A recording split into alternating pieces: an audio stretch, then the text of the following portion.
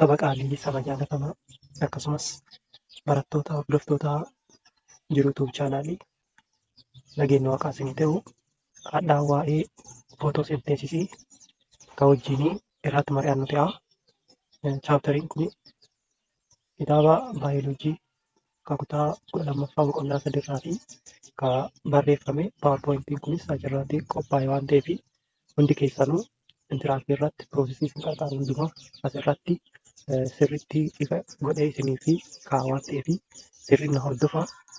Gara barnoota keenyaatti haasa'ennu. Faranji yeroo dubbattu plants are the lung of the world jetti. Biqiltoonni somba addunyaa kanaati jetti. Maal jechuudhaati wanni kuni? Gisee biqiltoonni somba addunyaa kanaati jedhanu maal jechuu isaaniiti? Dhala namaallee ta'ee bineensota garaagaraallee ta'ee biqiltoota garaagaraallee ta'ee wantoota lafarra jiraatan ta'ee samiirra jiraatan ta'ee waaqaan jalatti jireenyi waan kana hundaa footooseenteesisii jechuudha. Footooseenteesisii jechuudha. Baay'ee biqiltoota naannoo keenya jiranuuf keessattuu biqiltoota magariisa ta'e akka naannoo keenya jiranuu fi eegumsi nuti goonuu fi akkasumas kunuunsi nuti goonuu fi sirriitti jabaachuu qaba jechuudha. Maaliif biqiltoonni kun yoo hin jiraatin dhalli namaa jiraatee hin danda'u. Kana jechuun gisee biqiltoonni jireenya dhala namaatiif barbaachisaa jedhanu waa'ee boqqolloo irraa argannu, xaafii irraa argannu kana callaa yaaduun nurra hin jiraatu jechuudha. Isaan lipiidii garaagaraa akkasumas wantoota garaagaraa hin kennanii sanirra darree qilleensi nuti fudhannu kuni hundi keessanuu hin beektanii amma adoo oksijiinii amma fakkeenyaaf adoo nama oksijiinii fudhatuu dadhabee gara mana yaalaa geessanii hagamni akka birriitti kaffalanuu hin beektanii oksijiinii kana hunda karaa naachuraaliitiin yookiin karaa uumamaatiin waaqi karaa inni nu qopheessanii karaa biqiltootaa kanaa jechuudha. Biqiltoonni bineensota jiraatan fa'a dhabaatan fa'a namni jiraate fa'a dhabaatan fa'a hin jiraatan. Namni garuu yoo biqiltoonni hin jiraateete jiraatee hin danda'u jechuudha. Waaqi karaa inni dhala namaa ittiin jiraachisichaa fi akkasumas bineensota garaagaraa waa hunda jiraachisichaa fi karaa inni fide karaatii biqiltootaati jechuudha. Dhala namaa karaa inni jiraachisuun karaa biqiltootaati. Kanaafuu biqiltoota naannoo keenya jiruu fi kunuunsa gochuun fedhii qofa otoo hin taane dirqama jechuudha. Maaliif jireenyi dhala namaa waaqaan jalatti isaan irratti hundaa'a waan ta'eef jechuudha. Kanaaf so in today's class we will see about the photosynthesis. What is the photosynthesis? The photosynthesis is the process by which plants make their own food jedha. Maani photosynthesis jechuun adeemsa biqiltoonni magariisa ta'ee soorata ofiin ittiin qopheeffatan jechuudha. They do this by absorbing water from their roots, carbon dioxide with their leaves, and in the presence of sunlight, convert light energy or sun into the chemical energy that is glucose and oxygen jechuudha. Maani photosynthesis gaafa jennu photosynthesis kun akka inni gaggeeffamuun biqiltoonni kun karaa baala isaaniitiin kaarboon diooksaayidii gara keessaa galfachuun karaa hidda isaaniitiin bishaan biyyee keessaatii xuuxuun akkasumas maan pirooduus godhan jechuun ifa aduu fudhatanii bishaan fudhatanii akkasumas kaarboon diooksaayidii fudhatanii enerjii ifa aduu sanii gara maanii jijjiiran jechuun gara gulukoosii fi oksijiinii jijjiiran jechuudha. Oksijiinii isaan gadi lakkisan kun akka nuti fudhannee seelular respireeshinii nu keessa jiru gaggeessinuuf nu fayyada jechuudha. Gulukoosiin immoo akka soorataatti nu fayyada. Seeliin keenya enerjii isaarraa fayyadama jechuudha. Baay'ee yeroo gulukoosii pirooduus godhanu isaan dhala namaatii fi yookiin bineensotaaf yaadanii adoo hin ta'in soorasanii mataa isaaniillee fayyadamanii jechuudha. Kanaafuu seelular respireeshiniin bineensota qofa keessaa adoo hin ta'in biqiltoota keessalleetti hin gaggeeffamu jechuudha. Adeemsi isaan midhaan ittiin qopheeffatan photosynthesis yoo jedhamu adeemsi isaa ittiin fayyadaman immoo cellular respiration jechuudha. So within the plants both cellular respiration and photosynthesis can take place. As you can see here, sun's energy is absorbed in the leaves by chlorophyll, which is a green chemical which resides in tiny structure called what? Chloroplast. Maani sun enerjiin yookiin biqiltooti haalli biqiltoota anniisaa aduurra jiru kilooroofiliitiin absorb godha jechuudha. Kilooroofiliin kun ifa kanneen akka biluu kalarii akkasumas reed kalarii absorb godha jechuudha.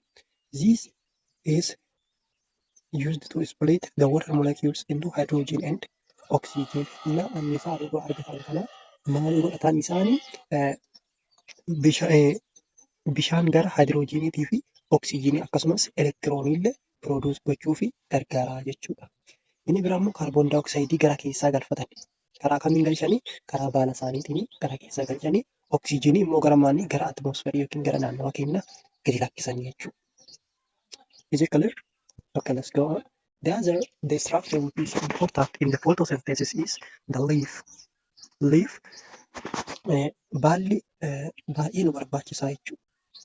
Baala gaafa jennu photosynthesisii keessatti qaama soora qopheessu jechuudha. Photosynthesisiin karaa inni gaggeeffamuun karaa baalaati jechuudha. Baalli kun external structure fi internal structure jedhama jechuudha. Amma addee tanaatii haga addee kanaa laamiinaa jedhama. Warri xixiqqaan kun immoo veen jedhama. Veen jedhama. Warri kun maal keessaa qaba? Egzilemii fi fooliyeemii of keessaa qaba jechuudha. Eenyu? Veeniin jechuudha. Faayidaan veenii kun wootarii bishaanii fi akkasumas wootarii tiraanspoort gochuuf fayyada jechuudha. Karaa maaliitiin? Karaa egzilemiitiin, karaa fooliyeemiitiin immoo orgaanik molekiilii tiraanspoort gochuuf fayyada jechuudha. The structure of leaf is wide and thin. This being wide has its own function and being thin also has its own function. The function of being wide is helps to catch more light energy. The function of being thin is help to get carbon dioxide from bottom to the top of leaf for photosynthesis jedha jechuudha. Maani gaafa bal'aa ta'uu isaa kun wanni inni fayyaduu fi akka ifa aduu kana sirriitti argatuuf gisee macaafoo yookiin baala yeroo laaltanii bal'aa fi akkasumas qal'aa jechuudha. Isinii galee bal'aa gaafa jennu fuulli isaa kun bal'aa yeroo karaa cinaatiin dhunnu immoo qal'aa jechuudha. Waa walitti marree dandeenyu jechuudha. Maaliif bal'oomni isaa kun bal'aa ta'uu isaa maaliif isa fayyada? Akka anniisaa aduu sirriitti qabuuf isa fayyada. Qal'aa ta'uun immoo inni isa fayyadu yeroo baay'ee istiraakcharii liifii irratti amma kuni liifii yookiin baala isa keessaa paartii sadi qaba jechuudha. Kana fudhadhaati yookiin kunnoo sun taa'u mul'isuuti istiraakcharii liifiiti. Amma inni kun baala jechuudha. Gaafa baala siidaa maayikirooskoopiin gaafa laallu kuni gubbaa isaati. Inni gubbaa gurraacha sun waksii kaatikil jedhama. Waksii kaatikiliin kun faayidaa isaa akka inni bishaan lost hin gooneef yookiin akka inni bishaan keessaa hin baanneef taasisaa jechuudha. Akkasumas upper epidermisii fi lower epidermisii qaba jechuudha. Waksii kaatikiliin gubbaa fi jalallee jira. Gidduu tan ammoo meesoofilii jedhama jechuudha. Meesoofiliin kun bakka lama qoodama. Paaliseedii meesoofilii fi ispoonjii meesoofilii jechuudha. Paaliseedii meesoofiliin kun bakka footoseenteesisii itti gaggeeffamu jechuudha. Isinii galee paaliseedii meesoofilii gaafa fudhannu bakka footoseenteesisii itti gaggeeffamu. Maaliif? Sababa kilooroofilii yookiin kilooroplaastii baay'ee qabuuf jechuudha. Kanaafuu gaafa amma addee tanaa kun akka malee furdaa ta'e kaarboon daayoksaayidiin qallaalumatti gara olii dhaqqabee achi gahuu hin danda'u jechuudha. Akka kaarboon daayoksaayidiin alaa dhufu dafii gara olii achi dhaqqabuu fi qoolli kun qal'aa ta'uun kun waan kanaaf isa fayyadaa jechuudha. Akkasumas baalli karaa kaarboon daayoksayidii seensisuunii fi karaa oksijiinii of keessaa baasuun qaba jechuudha. Akkana oksijiinii karaa gadi baasaa kaarboon daayoksayidii ol galfata jechuudha. Akkasumas kaarboon daayoksayidii fayyadamee oksijiinii pirooduus godha jechuudha. Ifaamati istoomataan kun hin banamaa hin cufama. Kan isa banuu fi cufuu keessatti gargaaru gaard seelii jedhama jechuudha. Gaard seelii jechuudha. Ifaamati. Function of leaves. Trap light energy for photosynthesis. Trap light energy for photosynthesis, producing sugar from photosynthesis jechuudha. Functioniin yookiin faayidaan baalaa tokkoffaa anniisaa ifaa yookiin anniisaa aduurra jiru harkisuuf akkasumas gaaz exchange yookiin gaazota waljijjiirraa gaazotaa gaggeessuuf jechuudha. Akkuma dhalli namaa yookiin bineensonni somba isaaniitiin waljijjiirraa gaasii alvoolaayii isaaniitiin gaggeessanu Asiin biqiltoonni immoo karaa baala isaaniitiin wal jijjiirraa gaasotaa gaggeessu jechuudha. Dhalli namaa oksijiinii fudhatee kaarboon daayoksiidii gara alaa baasaa. Isaan immoo kaarboon daayoksiidii fudhatanii oksijiinii gara alaa baasanii jechuudha. Leaves designed to allow carbon dioxide to get to main chlorophyll layer at the top of what leaf jedha. Maaliif gaafa diizaayinii ta'u gaafa waaqii biqiltoota kana keessatti baala gaafa uumu akkaataa kaarboon daayoksaayidiin akka qallaaliitti gara gubbaa dhufu. Maa isiniin jedheera hangafa laayirii meeqa jira jedheera? 3 jira jedheera. Upper epidermis, lower epidermis, meesofil jechuudha. Meesofiliin kun bakka lama qoodama. Paaliseedii meesofiliin gara gubbaatti argamu jechuudha. Gara gubbaatti argamuun suni akka inni ifa sirriitti argatu godhaa jechuudha. Garuu kaarboon daayoksaayidiin footosenteesisii fi hin barbaachisaa jechuudha. Ifamutti kaarboon daayoksaayidiin kun dhufee bakka kana ga'uu fi inni kun qal'aa ta'uu qaba jechuudha. Yookiin isa baay'ee kaarboon daayoksiidii gara achii geechaa fi kan rakkisu ta'uu hin qabu jechuudha. Ifamutti kanaaf fayyadaa jechuudha. They are small holes called They have small holes called stomata or the under surface. Inna jala kanaanii akkuma asii argitanu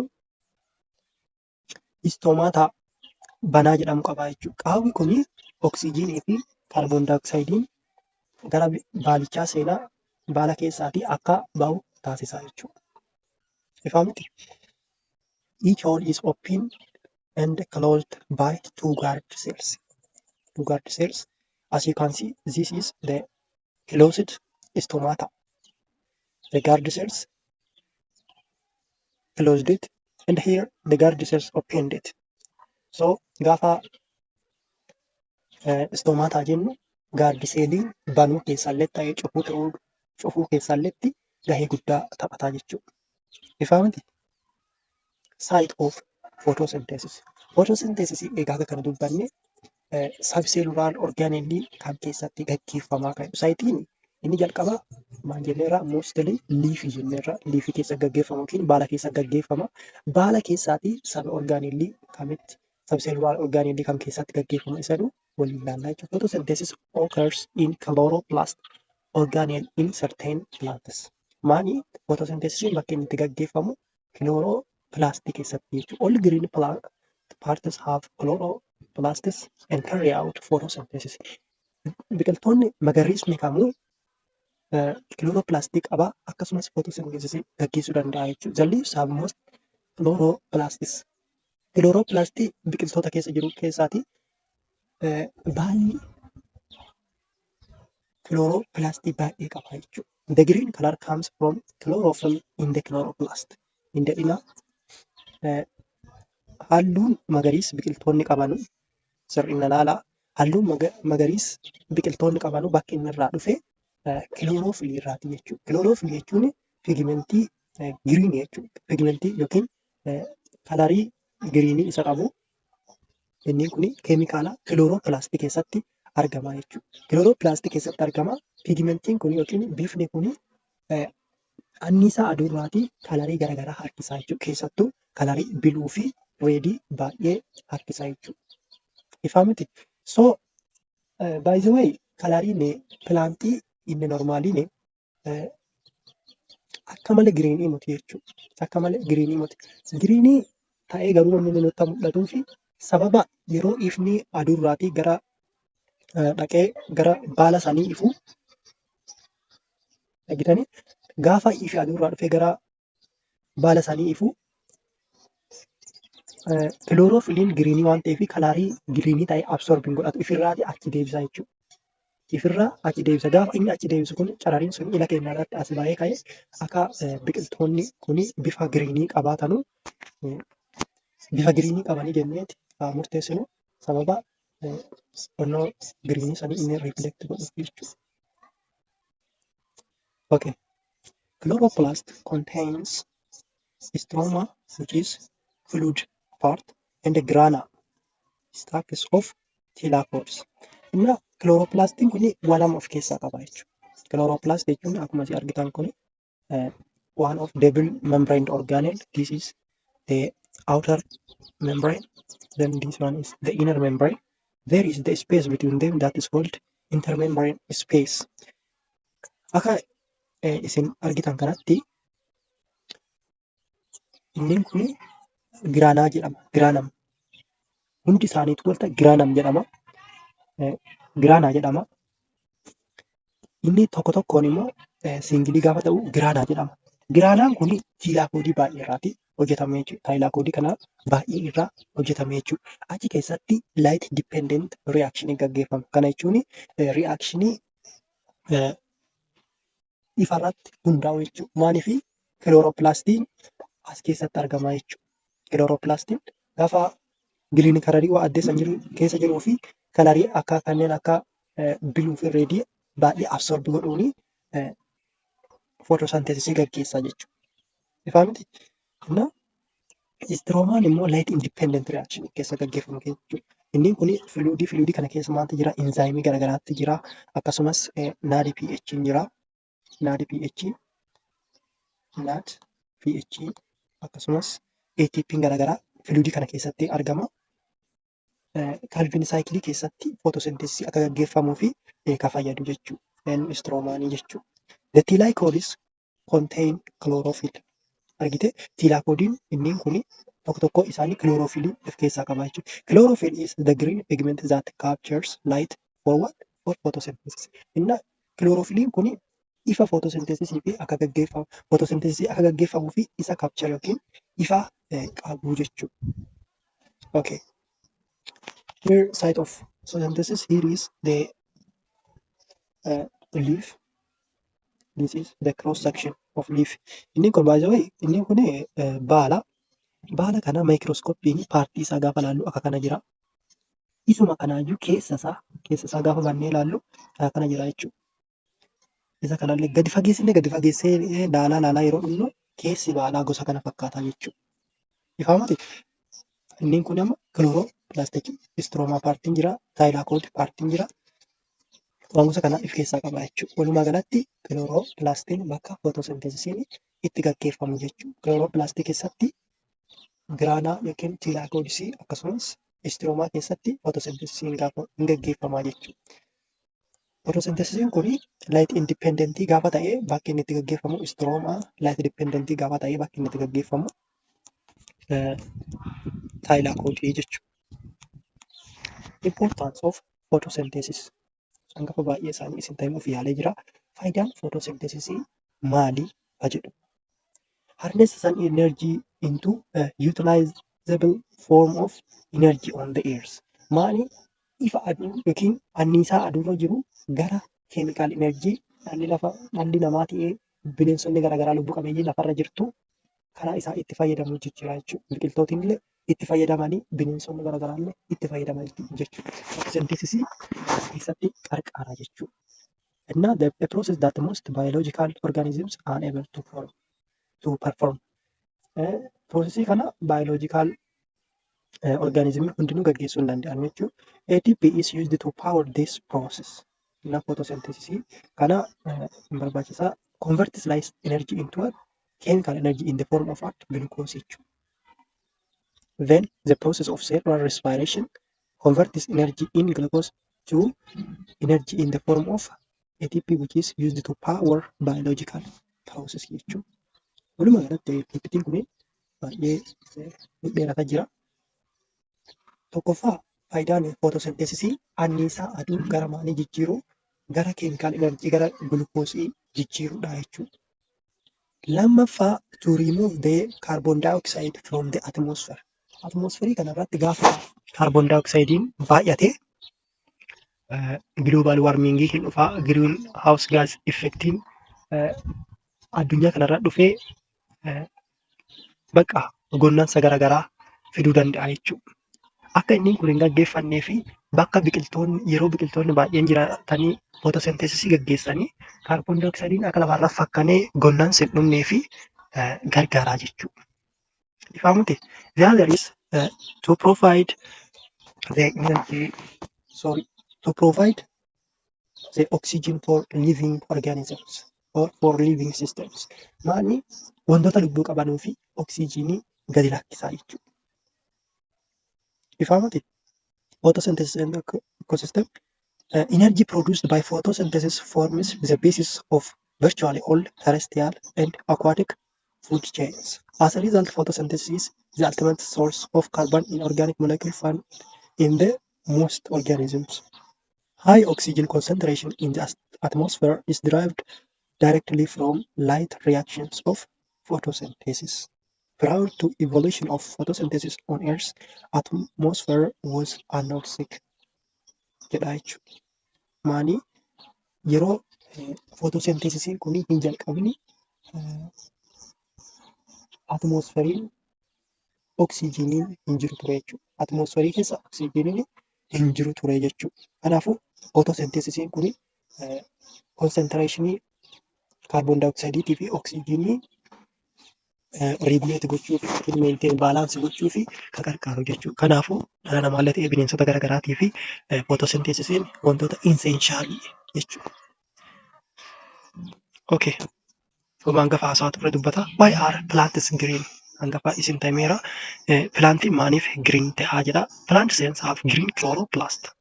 The thylakoid membrane of chloroplast is impregnated with photosynthetic pigments, chlorophylls, carotenoids. Chlorophyll is located in the thylakoid membrane. Chlorophyll have magnesium ion in the center. Chlorophyll pigment harvest energy by absorbing certain wavelengths. Those are blue 420 nanometer and red 660 nanometer, which are most important. Plants are green because green wavelength is reflected, not absorbed jechuudha. Isa hangafa isin ta'ime pilaantiin yookiin biqiltoonni sababa kalariin isaanii giriinii ta'ee fi sababa kilooroofiliin suni laayitii sun energy yookiin light energy absorb godha jechuudha. Gaafa absorb godhu kana laayitii kana keessa kalarii kanneen akka blue red kana mostly absorb godha. Garuu absorbiin godhu isa green jedhamu jechuudha. Green kalarii kana yookiin bifa magariisa kana absorbiin godhu ifirraa achi deebisa. Kanaafuu yeroo nuti ilaallu maali biqiltoonni magariisa ta'anii sababa kanaaf nutti mul'ataman jechuudha. Let's see the absorption of chlorophyll. As you can see, here is the violet, blue, green, yellow, red, orange. This is the wavelength. Here is the chlorophyll. When chlorophyll absorbs, as you can see, it is high peak in the blue. That means it absorbs more blue. And also at red, as you can see, it is at high peak.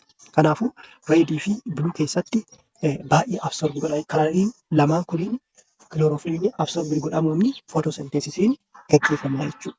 Okay, photosynthesis.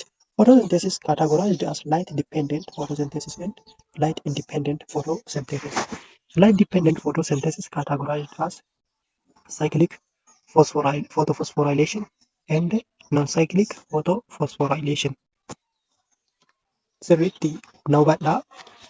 Light-dependent stagein kuni cyclic photophosphorylation fi non-cyclic photophosphorylation jedhamuun bakka lama qoodamu. Sirrii beekaa. Cyclic, non-cyclic. Cyclic cyclii hojjeta. Non-cyclic cyclii hin hojjetu jechuudha. Ifaamati photophosphorylation waan jedhu kana sirriitti hubadhaa. Ifa fayyadamee phosphorylation jechuun maali? Phosphorylation means to add the phosphate group. So by using the light dependent photosynthesis synthesizes the ATP by phosphorylating ADP using what? Light. Kanaafuu photophosphorylationii gaafa jennu photo jechuun ifa, phosphorylation jechuun phosphate groupii eda'uu jechuun kanaafuu ADP jira. ADP kanatti maa edeena? Inorganic phosphate, inorganic phosphate kana edeene gara maalii jijjiirra jechuudha? Gara ATP jijjiirra jechuudha. Kanaafuu light dependent reaction keessa phosphorylation lama jira jechuudha. Kanaafuu asirratti ATP'n produce danda'a, asirratti ATP'n produce danda'a jechuudha. Garuu light independent kana keessatti maa hin ta'u jechuudha? ATP'n produce hin ta'u jechuudha. Garaagarummaa isaanii diiqilitti isin ta'a hima na wajjin tura. Okay. Light dependent reaction. Light dependent reaction takes place in thylakoid. This thylakoid contains what? Chlorophyll. Requires light. Maani Light dependent reaction kuni bakki inni keessatti gaggeeffamu taayilakoodii jechuudha. Maaliif taayilakoodii kana keessatti light dependent reaction gaggeeffama? Sababni inni jedheefi sababa taayilakoodiin kuni kilooroofilii of keessaa qabuufi jechuudha. Light independent reaction yookiin Calvin cycling immoo istroomaa keessatti gaggeeffama. Maaliif istroomaa keessa? Sababa kilooroofiliin hin jirreef jechuudha. Ifaama sababni light energiin light independent reaction keessatti hin gaggeeffanneef sababa istroomaan yookiin bakki inni itti gaggeeffamu suni kilooroofilii hin qabneef jechuudha. Sababa biraan qabu. Convert this light energy into chemical energy. Light dependent reaction kana fayyadamuun light energiin gara maalii jijjiirama? Gara chemical energy jijjiirama jechuudha. Light independent reactions depend on end products of light dependent reaction. What are the end products of the light dependent reaction? ATP through the photophosphorylation and reduced NADP. Reduced NADP or NADPH jechuudha. NADPH produce delta jechuudha. Gaafa light dependent reaction kana keessatti NADPH fi ATP produce delta jechuudha. NADPH fi yookiin reduced NADP fi ATP fayyadamuun light independent reaction hin gaggeeffama jechuudha. Kanaafuu if there is light dependent reaction, light independent reaction or Calvin cycle can occur. But if there is no light dependent reaction, there is no light independent reaction and also there is no photosynthesis jechuudha. Kanaafuu ifni aduu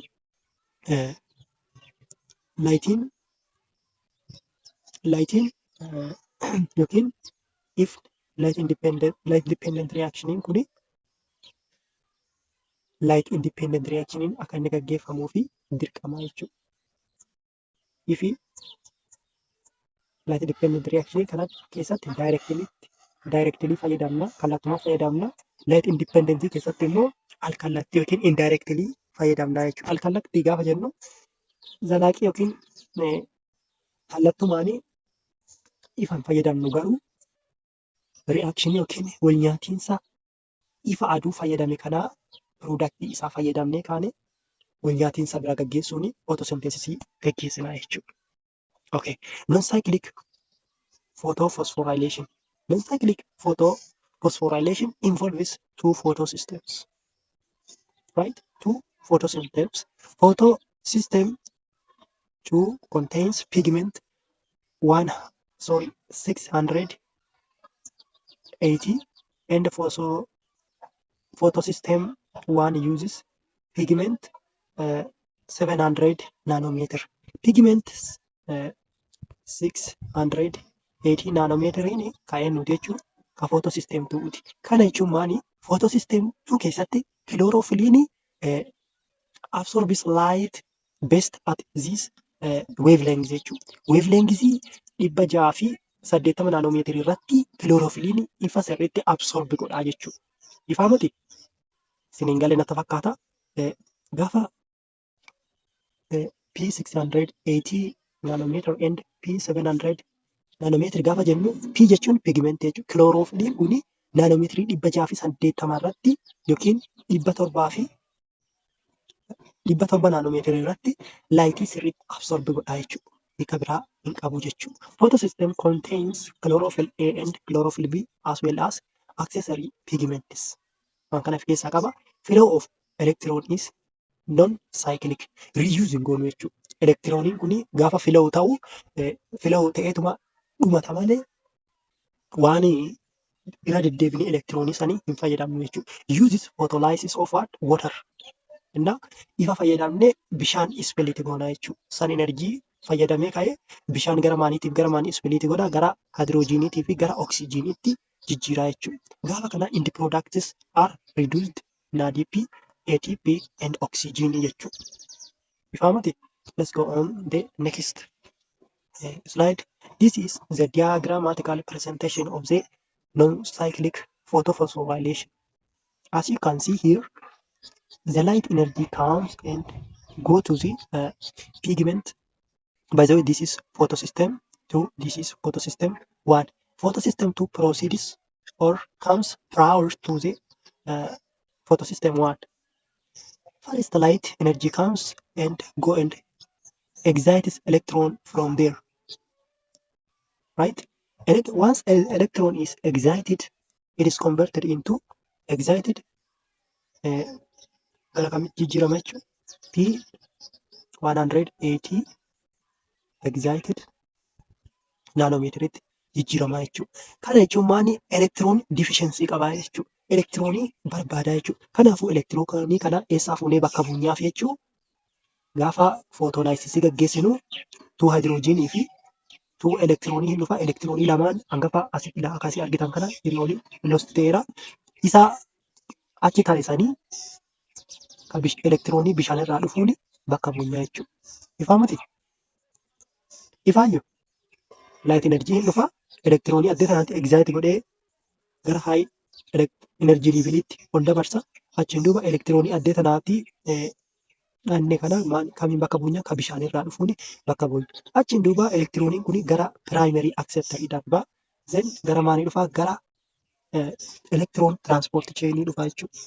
Electron flow provides energy for chemiosmotic synthesis of ATP.